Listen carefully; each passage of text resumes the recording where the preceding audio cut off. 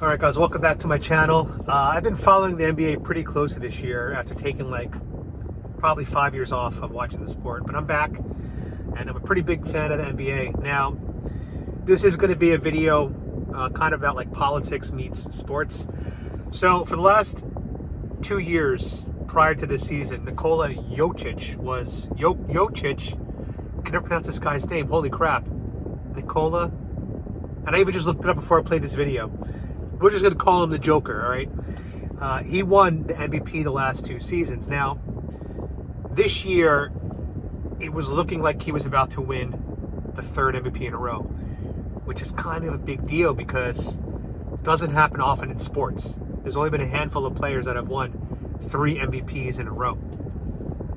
So, it was between him and Joel Embiid. Now, I'm going to bring up their background, their country of origin, because it's kind of important to the story.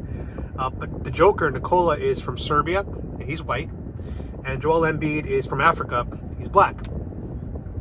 Now, in my opinion, the NBA MVP should be strictly based on not even who has the best stats, but who has the greatest impact on their team. That if you take off that player, that team would not be as elite as it is, right? That, to me, is what the MVP is. Because you could have a player that just loads the stat sheet, but then his team isn't that good, right? So to me, it's like stats plus context of the team, right?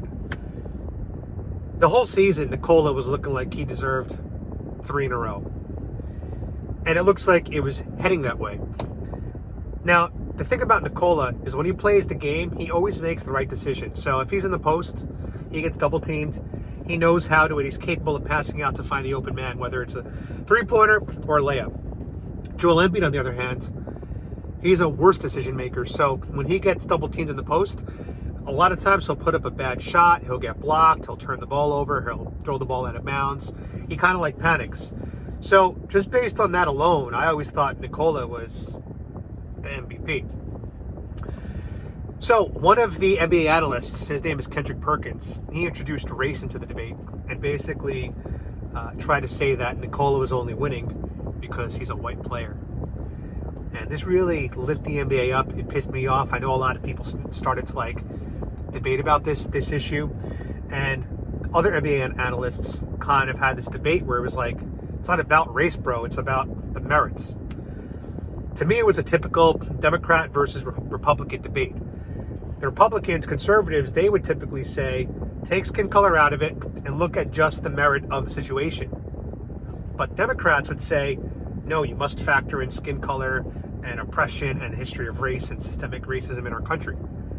And that's honestly, in my opinion, what it came down to. Once Kendrick Perkins introduced race to the topic, Nikola's chance for a three-peat was completely doomed.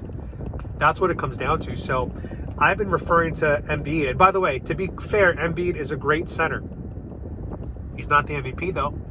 He's probably a top 3 player, but not the MVP. So I've been calling Embiid the affirmative action MVP because I feel like Kendrick Perkins race-baited the press, the voters. And you know what's crazy? At one point, Kendrick Perkins said that like 80% of the NBA fans are white, which is why they voted for Nikola. First of all, the NBA fan base is not 80% white. America by itself is about 70% white people. So if he knew anything, then he would maybe stick to that percentage. The reality is NBA over-indexes greatly with the black community, right? That's a sport that the black community dominates. I think like 85% of the league is black. And then the fans also over-index the black community for the NBA. So he's completely wrong and out of left field. Like, there's no facts to what he's saying. He did get put in his place by JJ Redick, who kind of like said that this is not about race. But I think once he introduced that topic into the conversation, it was over for Joker. Now here's where Nikola gets the last laugh. NBA playoffs are happening right now. The 76ers had a chance to win Game 6 against the Celtics, and they ended up bombing the 4th quarter of Game 6. They gave away their lead, and Embiid was completely invisible. Game 7, closeout game, Embiid disappeared. I think he had 15 points. He had 1 field goal in the second half. He had like 8 rebounds. He was just a horrible game. When you're the MVP, this is the moment you take over. When the rest of your team is struggling, you say, give me the ball and let me make this a game. He didn't do that. Now, let's go over to the Western Conference Finals. You got Joker versus LeBron James. The Joker just put up a historic Game 1, which I felt like was almost to mock the MVP award being given to Embiid. Nikola Jokic had a triple-double by the third quarter. He had, I think, 12 rebounds in the first quarter alone, which was more than Embiid's full Game 7. So, I mean, there's no question now. Nikola deserved the MVP. It's obvious. I honestly think that the Nuggets are going to win the championship this year because they're so deep. Plus, Nikola's such a good leader for his team. It's just ironic that the 1 year he doesn't win the MVP, he's probably going to win the championship.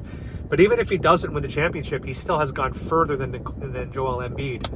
And Joel Embiid is the first MVP in NBA history never to go to a conference finals. So a lot of people are calling Joel Embiid the worst MVP ever, which I think is kind of an aggressive statement because his stats were pretty good. He was a leading scorer in the regular season.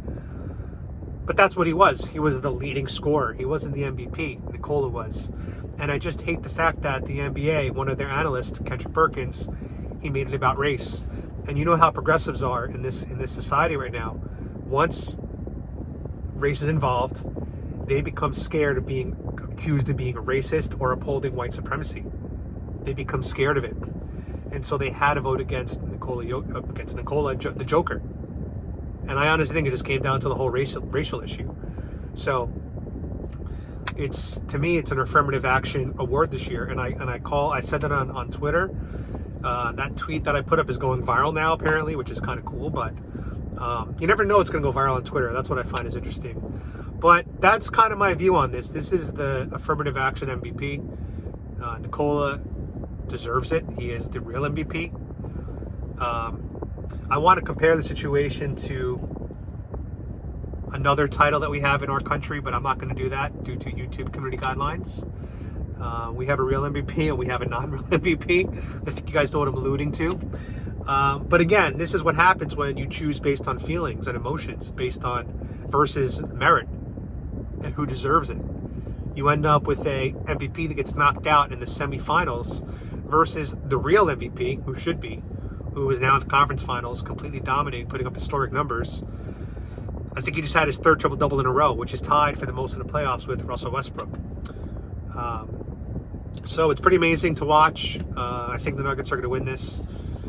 And this is when politics, I think, meets sports. Let me know what you guys think about my opinion on this. Do you guys agree that Nikola should be the MVP? Do you believe and agree that Embiid is affirmative action MVP? Let me know in the comments. And as always, God bless Trump. Be free, my sheep.